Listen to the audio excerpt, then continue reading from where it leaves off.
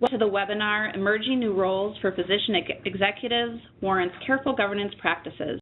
This webinar is a joint presentation by the Physician Services and Total Compensation and Rewards Practices of Integrated Healthcare Strategies, a division of Gallagher Benefit Services, in connection with a contributor from the Health Law Group of Winthrop & Weinstein, attorneys and counselors at law.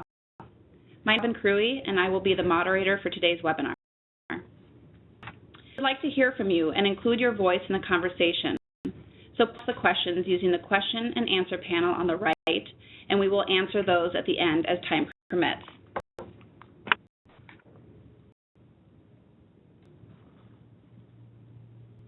Now to introduce our presenters. We are pleased to welcome co-host and contributor Christiana Finern, shareholder and co-chair of the Health Law Group of Winthrop & Weinstein.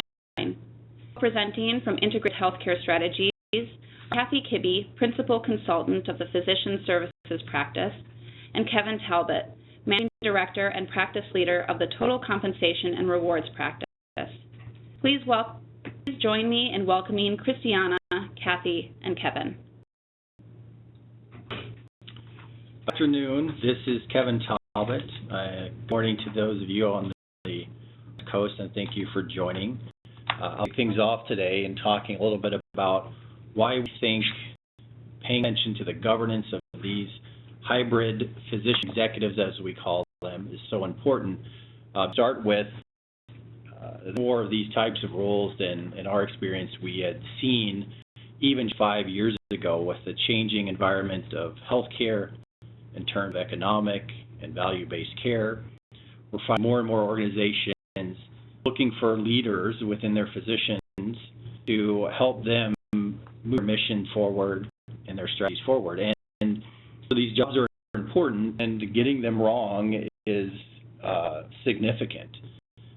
There are different laws that govern how you pay executives and how physicians, and you have to pay attention to both sets of them, and it can get complicated. Furthermore, there's not a lot of literature out there on how to do this well, and so we have been working with clients over the several years to establish sets of best practices to govern these types of positions. The enforcement's significant. It only takes one whistleblower to get these sorts of cases started, and once the regulators look at one, look at them all, and so these investigations can snowball. And if they find things wrong, which they often do, as you'll hear, the piece can be very significant, and we'll talk more about that later. Here's our agenda for today. Christiana is going to walk you through regulatory framework. Kind of spend some time talking about the clinical component of pay. I'll spend some time talking about the executive or administrative component of pay and how you go about valuing that.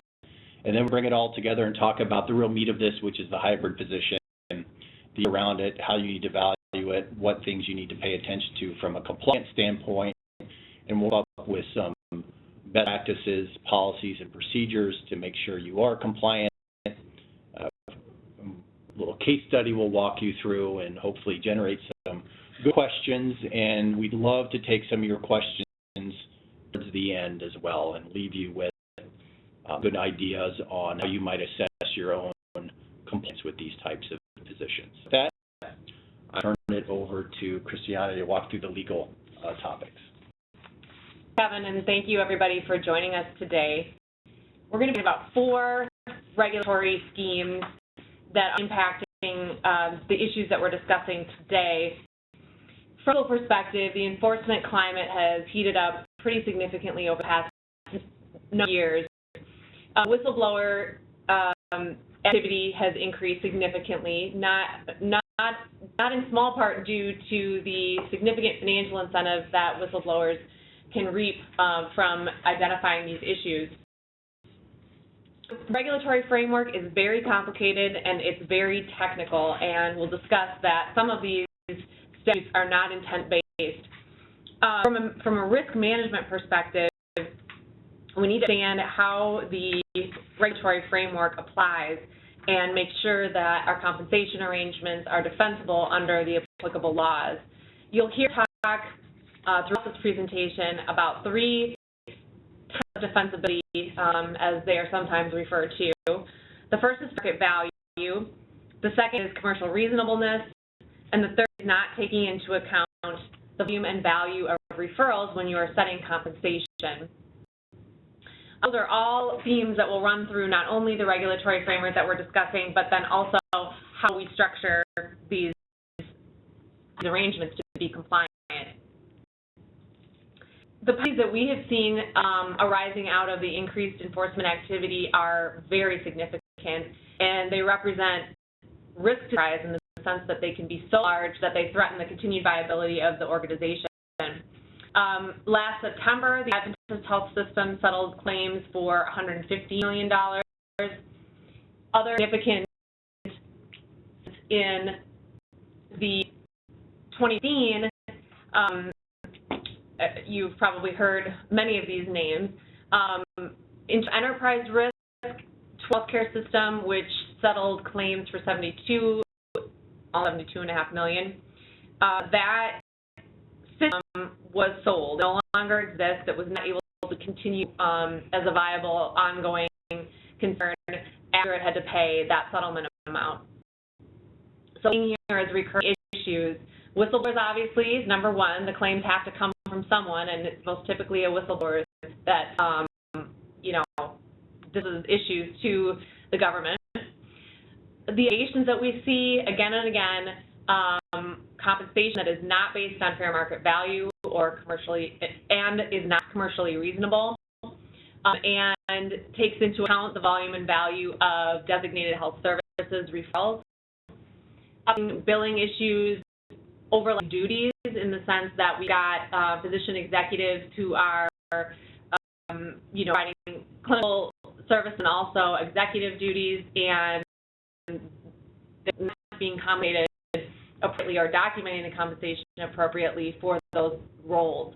We've even seen enforcement against physicians personally arising out of, some of our egregious conduct that we've seen. So the first set of laws that we're going to talk about are the Stark laws. And what the Stark laws prohibit is a physician relationship with an entity may not make a referral to that entity for the furnishing of designated health services, which is a defined term, for which payment may be made under a federal health care program. And the entity may not bill the federal health care program or an individual or another payer for the designated health services performed pursuant to a prohibited referral, unless the arrangement fits within a Stark exception. Strict liability statute, no intent is required. Technical violations are very easy to have happen. There are many categories of designated health services, so almost everything could fall within the definition of designated health services. Clinical services are included: radiology, inpatient and outpatient hospital services, outpatient prescription drugs, etc. There are a number of common Stark exceptions that we see used: rental of office space or equipment, physician recruitment, personal service and fair market value exceptions, employment arrangements. There are a couple of new exceptions in 2016 that exceptions to assisting compensation and recruiting for non-physician practitioners, and then timeshare arrangements. Almost all of these Stark exceptions have some common elements. There must be some written agreements that specify the services that are being provided or the property that is being rented. The arrangement must be commercially reasonable. The compensation must be consistent with fair market value. Here we often see entities getting out of compliance potentially with Stark by paying above fair market value in order to attract and retain physicians who are high performers. The compensation has to be set in advance, and it must not take into account the volume or value of referrals generated between the parties. Simple enough, but it's surprising how often we see arrangements that are not properly documented. Sanctions can include denial of payment or recoupments. They can include civil monetary penalties and potentially exclusion from federally funded healthcare programs. As with Stark and anti-kickback law that we're going to discuss next, there's the potential for false claims liability. So if a claim is submitted and there's a Stark violation, that renders all related claims false or fraudulent overpayment. So if you have a Stark violation, you will have a resulting false claims liability issue to consider. The False Claims Act triggers triple damages, and so that's where you see some of these really big, hundreds of millions of dollars of settlements because of the fact that a false claims liability has been brought into it. The Office of the Inspector General has issued some, the takeaway here is it's nice. It's something that everybody should be doing, and really it's developing internal controls to monitor regulatory compliance. And so you need to have those processes in place, and you need to actually be doing what you say you're going to be doing in your policies and procedures. Kickback statute is a criminal statute as opposed to the Stark law, which is civil. It prohibits knowingly and willfully soliciting or receiving or offering for payment any remuneration, directly or indirectly, covertly or overtly, in cash or in kind, in for recommending or arranging for items or services paid for by federal health care programs. This includes non-providers, so you will sometimes see pharmaceutical reps or medical device reps get involved with anti-kickback statute violations. There are oftentimes analogous state laws that pertain to kickbacks, and sometimes they're limited to a certain industry, so maybe it might be pharmaceutical reps or medical device, but you need to know what your what any particular state laws that might apply are. Penalties can arise out of anti-kickback statute violations, obviously, as a criminal suit. It can even involve prison terms for particularly egregious violations. As with Stark law violations, False Claims Act liability can attach. You can see civil monetary penalties, program exclusion, and the treble damages from False Claims Act issues. As with the Stark law exceptions, there are many safe harbors that a particular transaction or situation can potentially fit into. This is a listing of just some of them, and I go through all of these in detail at all, but many situations can be structured and crafted in order to fit into a safe harbor, but they be carefully, properly documented. The False Claims Act, what does that actually mean? It's illegal to submit claims for payment to Medicare or Medicaid that a physician knows or should know are false or fraudulent. A claim need not be entirely fraudulent to violate the False Claims Act. So, for example, if you've got a Stark law violation, then that renders the entire claim potentially violating of the False Claims Act. Penalties, we've discussed this, but there are, not only are there penalties for each claim, depending upon the circumstances, but again, full damages. There be criminal charges that are and start the anti-kickback statute. As I said, sometimes we'll give rise to a False Claims Act. We're going to discuss some that are related to tax-exempt organizations. If you are a nonprofit, you need to know about the prohibition on excess benefits. That's set forth in it pertains to 501c3 and C4, the Internal Revenue Code section that talks about the excess benefits prohibition is 48. And it essentially prohibits there from being an economic benefit that is provided by a tax-exempt organization, directly or indirectly to a disqualified person, if the value of the economic benefit provided exceeds the value of the consideration received for providing the benefit. So this essentially prohibits a tax-exempt organization from providing too much compensation or benefits to a disqualified person, and a disqualified person is defined as somebody who can exert control over the organization, essentially.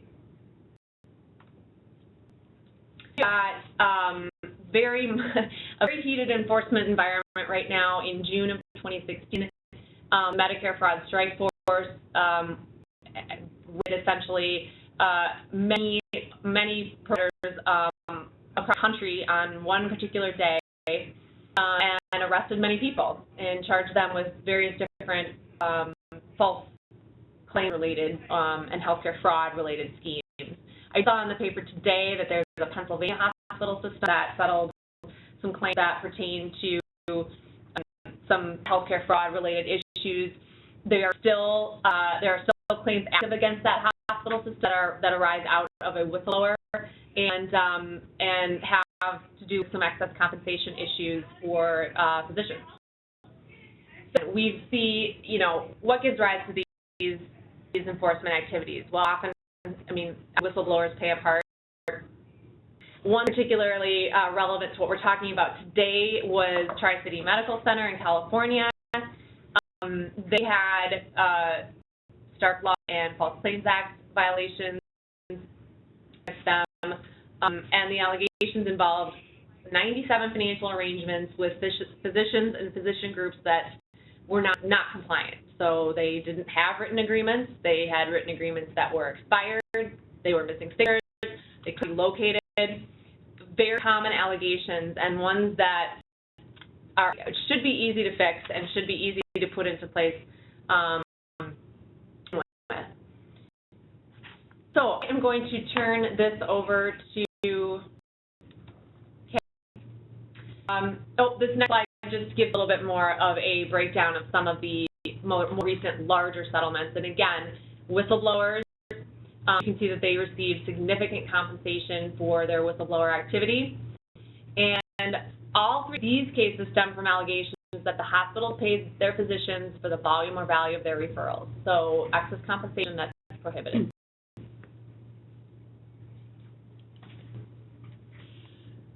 Christiana.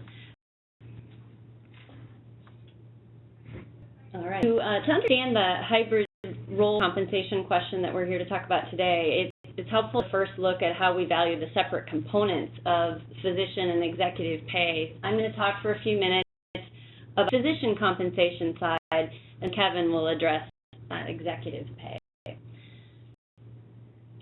Many components to physician compensation, as illustrated at the bottom of this slide, both for clinical and non-clinical work.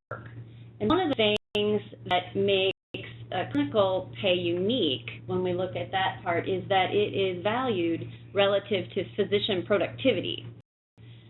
Productivity is frequently measured in terms of work relative value units, so that's something that you want to take into account when looking at physicians' clinical compensation. The regulatory environment that Christiana just described calls into question almost all physician hospital financial arrangements. Two main tenets that she described of this regulatory environment are what we're going to review next in more detail. One is fair market value, and the other is commercial reasonableness. Market value is, there's a definition here that's found in the regulations, but the key components are that it's defined as the result of bona fide bargaining between well-informed parties, the result in compensation that has not been determined in any manner that takes into account the volume or value of referrals from one party to the other. Commercialness is a little bit different. There are a couple different places in the regulations where that concept is talked about. But in general, it is defined whether an arrangement makes commercial or business sense, there were no potential designated health services referrals. So it's a little more subjective in the sense of it's looking at, does this make sense?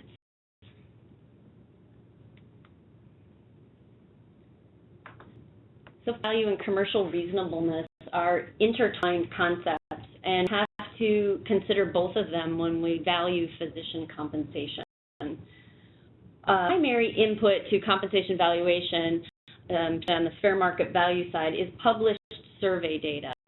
On all of our work, we look at published survey data that documents both physician compensation and productivity for specific specialties. We also have to take into account the specific facts and circumstances related to any particular arrangement. Factors that might be involved that we would consider would be the physician's productivity, their experience, supply and demand of a given physician specialty in the marketplace.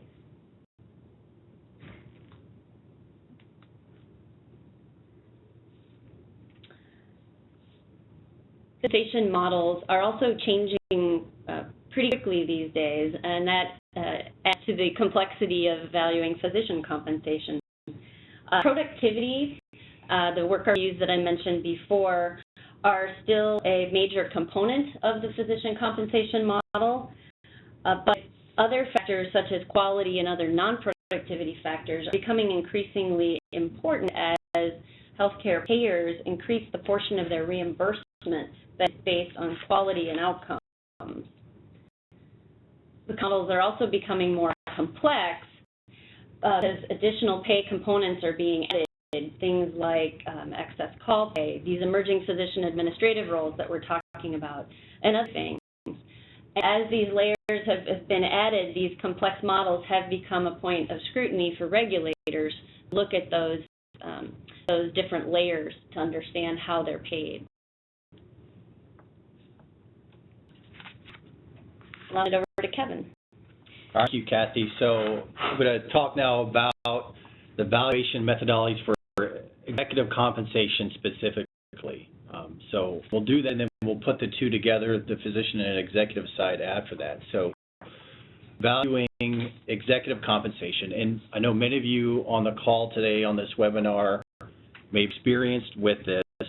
What we find is that the governance processes and controls around executive pay often are established within hospitals and health systems these days. So you may have been through this, but I want to make sure everybody on the phone understands the key elements of how you value an executive. It starts with you have to look at individual and each element of pay, salaries through incentives, benefits, and the total number in aggregate. And the key element here is looking for market comparators for similar positions at similar organizations. This is done for key reasons, which is to make sure you're making well-informed decisions, that your compensation decisions and practices match your philosophy, which supports your mission and your strategy and so forth. Doing what you intend to do. And then second is doing okay when it comes to the regulatory environment and the compliance requirements around executive pay. What you see here is an illustration of many elements of pay and benefits that need to be considered and valued. So you can see not only is there base pay, but multiple types of incentives that you may be using. The range from basic benefits that all employees have to supplemental executive benefits, most common or most significant one being non-qualified deferred comp programs that executives may receive. Those are in and of themselves varied in what we see out there. There may be life insurance that tie in with these types of deferred comp programs. Maybe things like severance, which is contingent pay, which is only paid in certain circumstances, but you need to value it and understand that and come up with a total compensation figure based on all that. To value it it starts with looking at each individual executive, examining what they're actually doing. And the way we get at that is by looking at what you would expect, job descriptions, organizational charts, and so forth. But we also would want to spend some time talking to the people who understand these roles so that it's not what's on paper, but what they're actually doing in their day-to-day duties. And those jobs may relate to peers across the organization, covering the entire scope of, say, a system, or is it a specific business unit within a system that they have responsibility, and how do we adjust for that? And are they sharing responsibilities, or are they solely responsible for functions that are in oversight? And from that, the job that they're doing is matched to a benchmark position from our surveys or surveys out there in the industry. And the benchmark is based on not just the same job, but the same job at similar organizations. So organizations may be, if you are a multi-hospital system, we're looking at other multi-hospital health systems. If you're a cancer center, we may be looking at cancer centers. So we're looking for organizations most like you, just in what you do, but also size. So if you're a community hospital, we're not going to compare you to one of the largest multi-hospital health systems in the country, vice versa. So similar jobs at type organizations of similar size. In that, we've got an exact match, and that's your valuation. Often, though, as you may have experienced, there's not an exact match. So in that case, we have to consider other factors. How is the job that we're looking at from these benchmarks different in size and scope of responsibility? Is it different in type of duties? We understand that.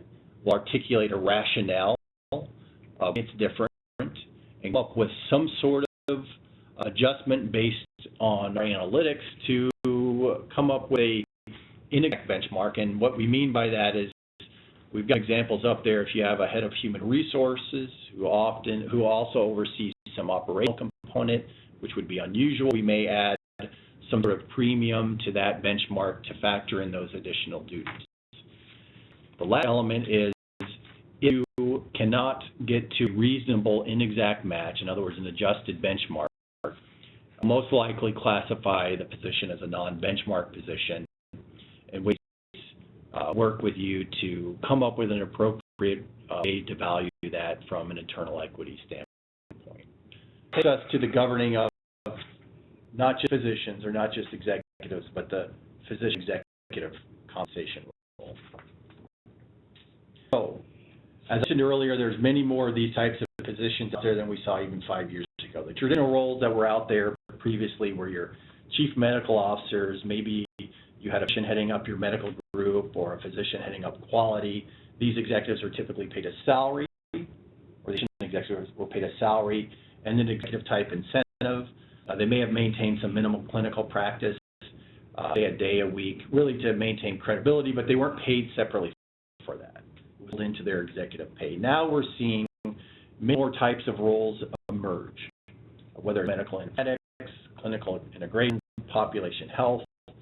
There are really scores of different titles and sets of duties out there, and we're even seeing some of them emerge in non-operational functions such as HR and organizational development and so forth. These are often part-time administrative duties.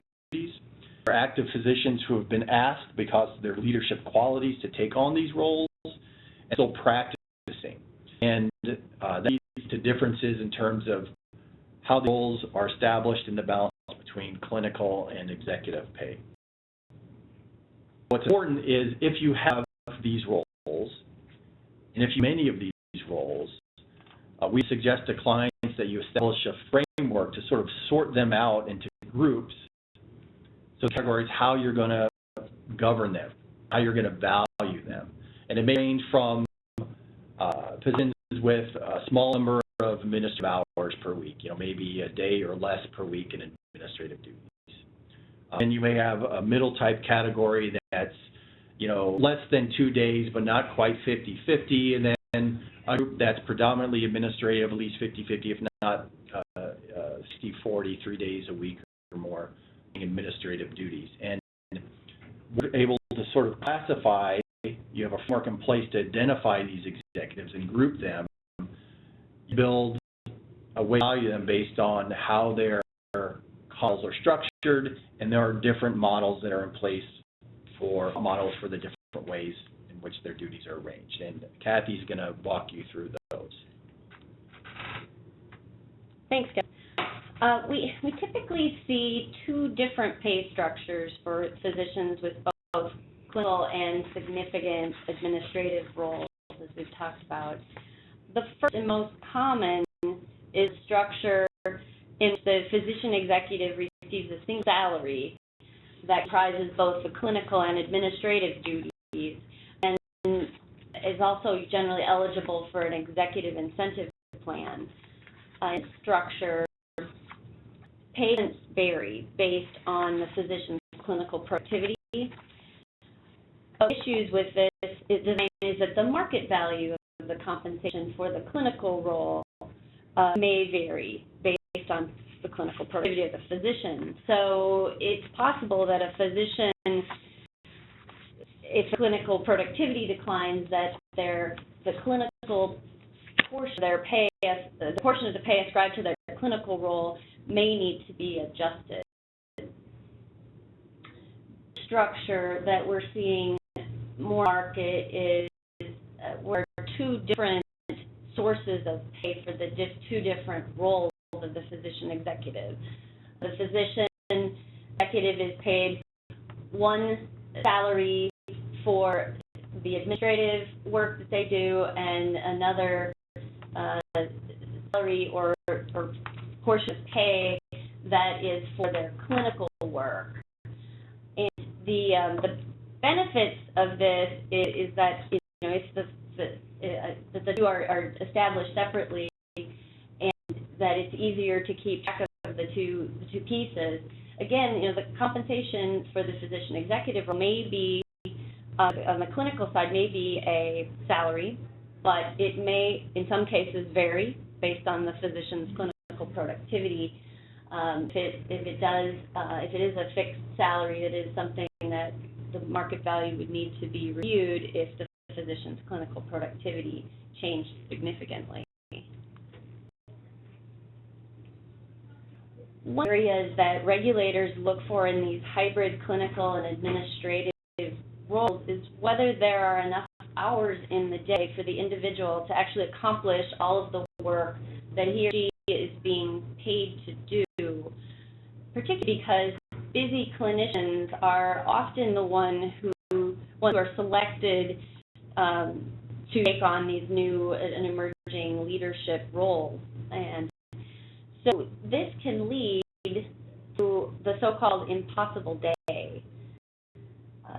We've done an illustration on this slide for a busy clinician who works a full day in clinic and is doing his or her administrative time. In addition to that, the administrative job is designed to be a 0.6 FTE position.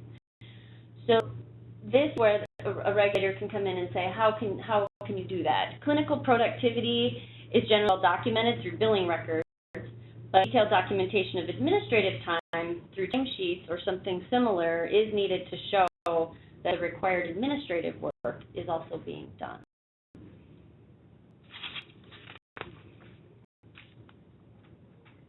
And we've got points to discuss here in terms of how you assess these hybrid positions. So it's a challenging process, right? Because as you've seen, you have different models for how you mix the clinical and administrative duties. You have different valuation methodologies for each component of that, and different pay models for each of these classes potentially. So it means you've got to spend significant time doing the analysis and understanding each of the components. And there's no sort of one-size-fits-all solution. So for example, you may have a group of physicians, let's say you have a chief medical informatics officer who practices 2 days a week and is administrative 3 days a week doing medical informatics, but they need a single salary and an executive incentive like all the other chiefs at their level within the organization. Typically, you're just going to use an approach that values them as a chief medical informatics officer, and you're using executive type data and that methodology. But if you take that same position and maybe you tweak the mix of duties and you've got sources of pay, then you're introducing evaluation methodology on two different components of pay, and you have to make sure that when you add them together, 1 + 1 = 2, 1 + 1 doesn't equal 3 or 4 or 5, in which case you get into trouble. Here's another challenge with this that may ring familiar for some of you on the phone. I'm guessing we have people from both the HR world and from the physician world on the webinar today. And we find in our experience is that oftentimes the comp governance process for physicians and executives are managed completely separately within the same organization. So HR may be handling the executive pay process, and maybe your physician leadership or the head of your medical group or finance or legal, one of those functions is handling the physician portion, and they not be talking to each other and looking at these at the same time. So it's important that you establish some practices that for these types of positions, you have a group of people looking at them and make sure that the left hand knows what the right hand's doing so you don't get yourself into trouble. That's where I think the most likely situation will arise where you're going to run into some compliance issues. So some practices for valuing these specific types of positions and managing them is very important to minimize the risk. And oftentimes we find that partnering with your outside advisors, whether it's legal or your valuation expert, HR or whoever's going to be the point person in governing these, establish some nice protocols that you can use to keep control over it. Thanks. So what can we do overall to mitigate risk? The most important thing to do is to have compliance policies and procedures in place, and actually know what they say and to enforce them. Ideally, that come through the designation of a compliance officer and a compliance committee who are dedicated to knowing what is in the policies and procedures, make sure that they're updated, and making sure that they're enforced. Training and education are also important. Again, as I said, these are very complicated and regulatory schemes. They're complicated even for lawyers who deal with them every day to analyze, apply. So making sure that people have even just fundamental overall understanding of what goes into and analyzing and enforcing compliance can go a long way towards some of the resistance that comes along with having to follow compliance policies and procedures. The internal monitoring and auditing function in place that actually used. The officer and the compliance committee should respond to deficiencies that are identified and enforce disciplinary standards across the board. So consistently applying those standards as well.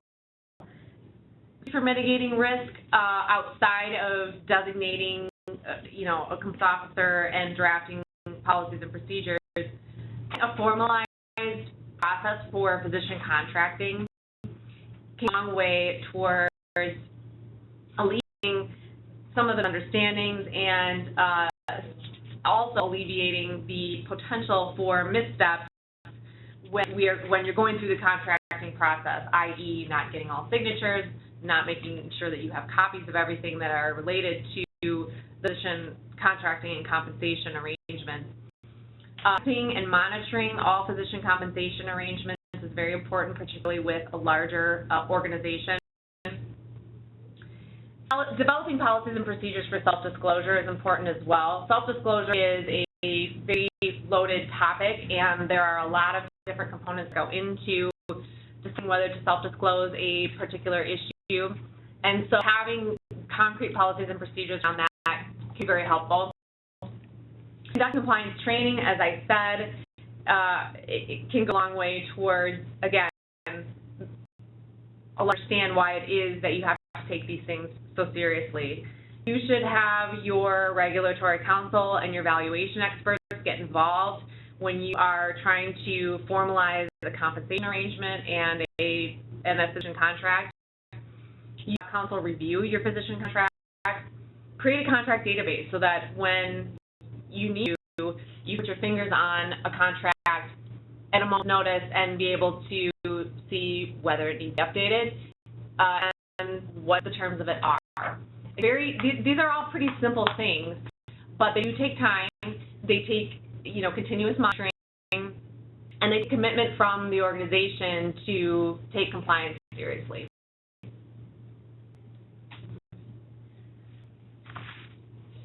What are some specific examples of policies and processes organizations should consider having in place regarding these executive positions? First is to have specific guidelines regarding documentation of the expected administrative duties, timesheets recording actual administrative time worked and duties that were performed during that time, and an annual assessment of the continuing need for a particular administrative role. In the documentation of that administrative time by the physician should be reviewed on a regular basis to ensure that it supports the duties that the physician is supposed to be providing, and there is sufficient detail in the documentation to support that. If needed, then the organization should have a process whereby someone works with the physician to improve his or her documentation and makes corrections to pay if something was paid in error because it wasn't supported by timesheets for administrative duties.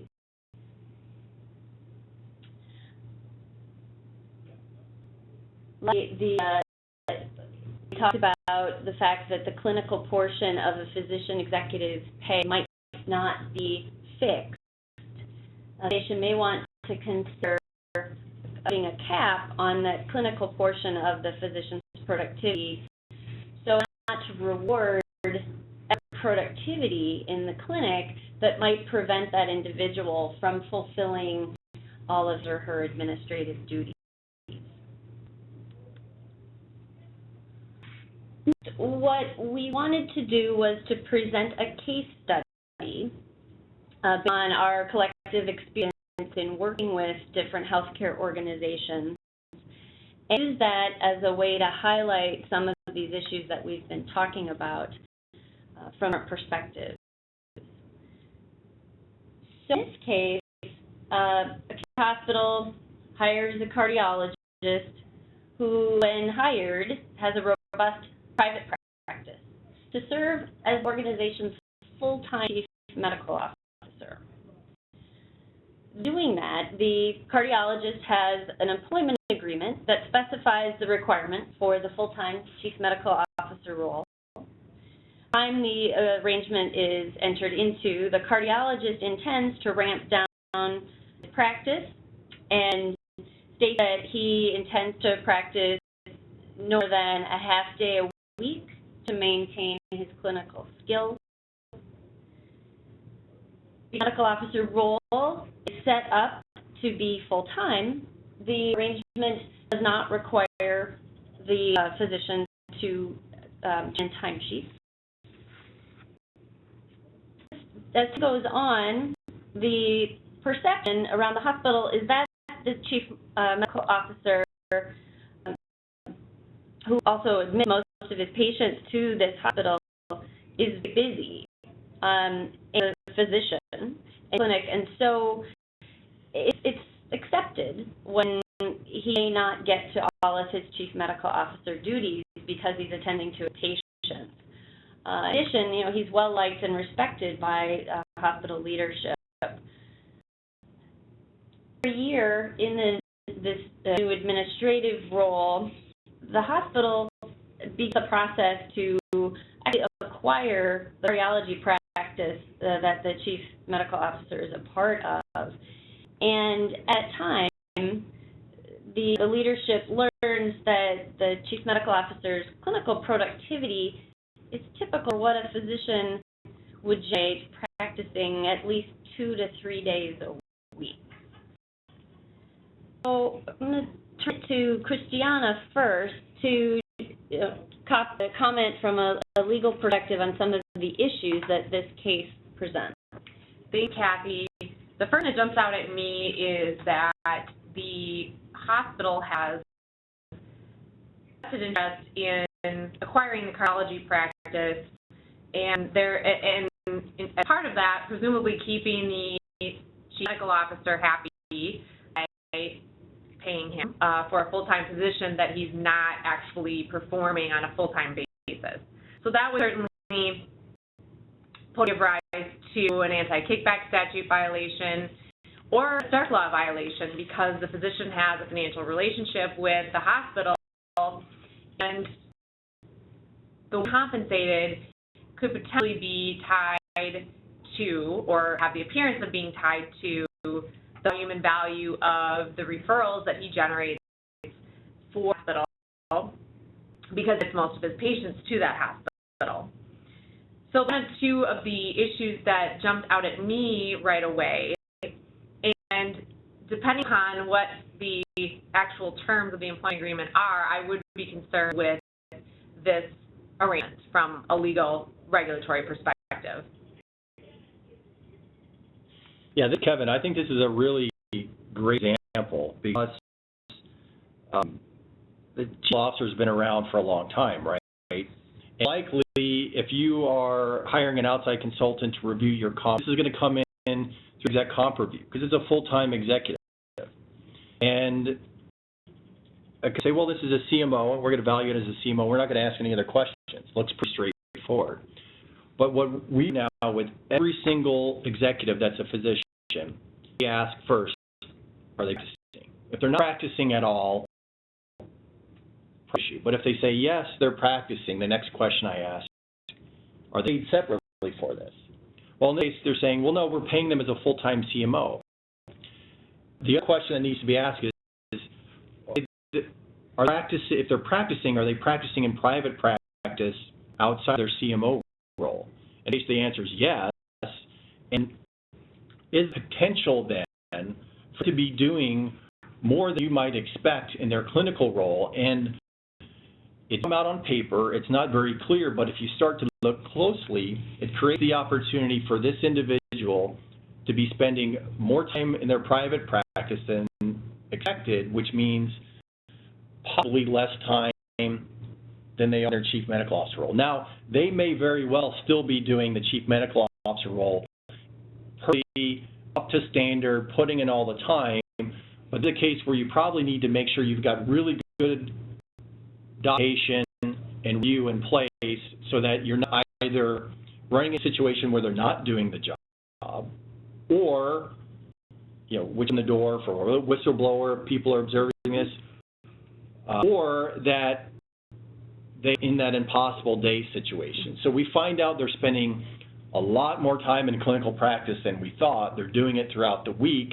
but they're going, well, yeah, I'm still doing the CMO job. Okay, let's adding up the hours, and all of a sudden, the argument of, well, I work 20 hours a day and 9 days a week, and it looks like it's not possible. And the minute you get in that situation, I think you've exposed yourself. So I think it's that looks being on its surface, but it could be very damaging if you're not paying attention. And with Kathy, I would just underscore that there were a couple places in the case at which leadership probably should have sooner rather than later taken heed and done a bit more investigation about whether or not the physician was actually ramping down his clinical time as he said he was. And when he first started to hear these comments about, oh, really busy, can't make a meeting, that type of thing, that should have set off some warnings that they probably needed to look into that a little bit further and there's defining what it is they expected of them. position. Good. Okay, well, hopefully that case study provides you a little insight on how you might want to approach any of these types of positions. What I'd like to do now is leave a couple questions you can ask yourself to help you assess how you're doing. So to start with, I said the first question we ask is anytime there's a that we receive to be reviewed, question, are any of them physicians, and if so, are they practicing? If the answer is no, you can probably move on and not worry about what we talked about much today until you do have some of these positions. As yes, we have some physicians that are in executive roles and they are practicing in some form or another, then you probably need to examine this more closely. And you do have these types of positions, who's responsible for them? Do you have a single board or committee or a single leadership group that's got both sides of the equation? So you don't run into problems or you aren't aware that there's a problem with combined compensation from the two, both clinical and the physician side. Policies and processes do you have to assure that the duties are being performed? So we've said this a few times, just to be clear, have records to demonstrate they're doing their executive duties. You usually have them for the clinical side. That's usually very well documented, right? But we find it's often the case you don't on the administrative side, and it's difficult to ask a physician who's doing an executive role to fill out time sheets, but you very may need to be doing that. So do you have a process in place to make sure that's happening? Your advisors looked at the legal risks to it, or do you get legal advice? Do you have an audit process to put controls around this? I think it's a great practice. Working internal audit, getting more and more involved in these types of things to put some standard controls around it. Board or your committee educated. So as a person who deals in the exec comp world, I talk to comp committees all the time about exec comp, and then all of a sudden I start talking about physician comp and their eyes glaze over because it's not what they do. And so do you have the education around them? Do you have the right advisors? Is the audit supporting them as they should be? As Christiana was talking about earlier and Kathy as well, employment agreements on file. Get them. Can you get them quickly asked? I like to make the point that if a recruiter comes in and says, okay, we need to see the employment agreements for these doctors, and you go, okay, wait a minute, let me find them, and you get back to them 2 weeks later, that's probably not a good way to start off the investigation, right? Have them centralized where you can access them quickly, make sure they're up to date, make sure they're signed, those simple things, and assess your business needs. In other words, if you position executive roles and you're paying them for this role, do you have a business case for the existence of that role, or are you creating roles for the sake of creating roles? Why is that important? Because if you don't have a business case for paying a physician administrative pay, ask yourself, what does that look like to an outside regulator? How might it look? What are paying them for if there's not a business need? So a good list of questions for you to ask yourself to help assess. And what we'd like to do now is take questions from the audience and respond to those. So. Okay, Christiana, Kathy, and Kevin.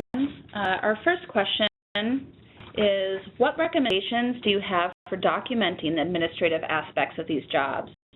It may be difficult for executives to find the time to fill out the timesheets, so what other solutions might aid in documenting this side of the job? I can, and then Kevin will definitely chime in. You definitely hear about this issue a lot. Physicians, they don't want to have to fill out a timesheet. However, as we've discussed, it's really important. So what we have seen at different clients ranges from basically a built system, if you will, that may just be a spreadsheet in which the physician, perhaps in conjunction with their administrative assistant, fills out by day, fills out the time spent on the administrative activities and a brief description of what those activities were. Also, I've also seen the use of tools, software tools that are available in the market, created by various contract management software companies, et cetera, that have interfaces where the physician can basically do the same thing. It's a calendar-based thing, and they can plug in the time that they spend, and they have to just write the description of what it is they did, for example, with whom they met or what the topic of the meeting was, et cetera. A couple other points on that, too, is it's not just filling out the timesheets, but making sure they're filled out appropriately, which means there has to be manager, supervisor. Well, first of all, need to be submitted in a timely manner, right? Don't submit them at the end of 2016 for the previous 12 months. That probably isn't a good way to do it. So let's say they're submitted weekly, and you have manager, supervisor reviewing and approving off on those, right? So there's a process around that too, and you can have an audit process that can go back and check those as well. So I think that's really important.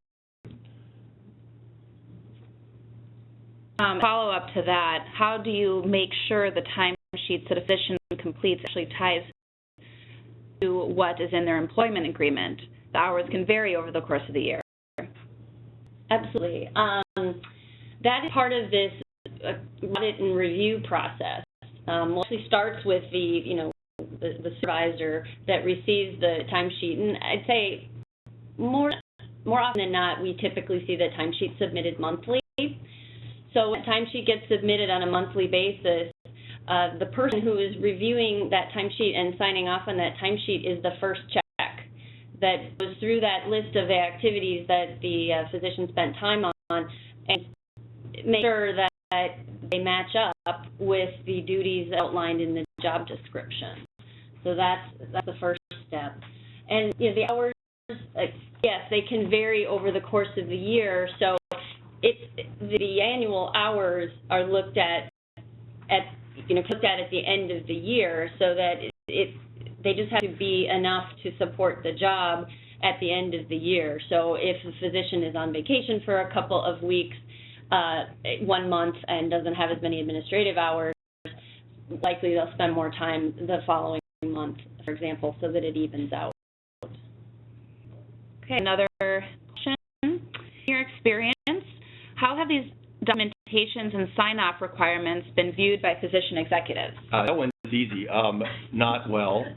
As you can imagine, it can be difficult to convince an executive or a physician who's very busy, their timesheet, especially when they can look at their peer executives who are time non-physicians who aren't filling out timesheets. You don't ask your CFO to fill out a timesheet, but do in this case. So it does require a certain amount of say, a political convincing of this, or maybe a political intervention. Or cultural intervention. To be honest, that is sometimes where an outside advisor can be helpful. They come in and say, listen, I know this is difficult. We'll find a system that is as efficient and easy for you as possible, but it needs to be done. Here's why, and not just to be difficult for you, it's because it's really important. And sometimes an outsider can be more convincing than somebody inside the organization. So. We have time for one last question. What are the factors to consider when contemplating self-disclosure of violations? Christiana, I'll tackle that one. This is a very thorny subject, and I'm often asked when organizations self-disclose. And the answer is, if you've identified an issue that you think is significant enough that it would cause regulatory repercussions for the organization, you should consider self-disclosure. However, before you do that, you need to make sure that you know what is going on in your organization from a compliance perspective. In other words, what you don't want to have happen is to self-disclose one violation, all right, come in, perform audits, investigations, reviews, and cover a whole host of other issues that you did not know about. So before you do any type of self-disclosure, you need to consider what other issues might be out there in your organization, and that's going to involve a pretty substantial review audit internally that I highly recommend that any organization does before they consider self-disclosing a potential violation to the government. Okay, so that's all the time we have for questions today. Thank you so much for your attendance. If you have other questions, please contact any one of us. Our contact information is on the screen right there. And we do have some additional resources for you to use. There's our white paper that addresses this in more detail that you can download from the link you see on the screen there. And Kathy and her physician services colleagues here in our office is going to be holding a physician compensation leadership forum in September. And find more information about that in the link there as well. So thank you for your time, and please feel free to contact us if you have other questions. And keep an eye out for a follow-up email that will include this presentation and the materials. Thank you.